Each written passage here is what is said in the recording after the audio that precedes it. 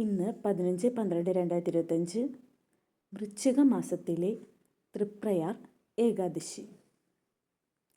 തൃപ്രയാർ ഏകാദശിയുടെ മറ്റൊരു പേരാണ് സഫല ഏകാദശി.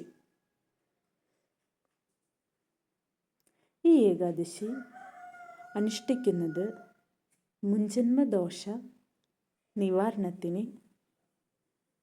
അത്യുത്തമമാണ്. തൃപ്രയാർ ഏകാദശി കറുത്ത പക്ഷത്തിലാണ് വരുന്നത്.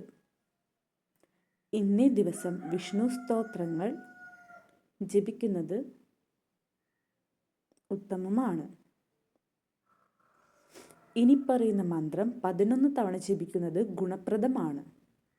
ഓം വിഷ്ണവേ നമ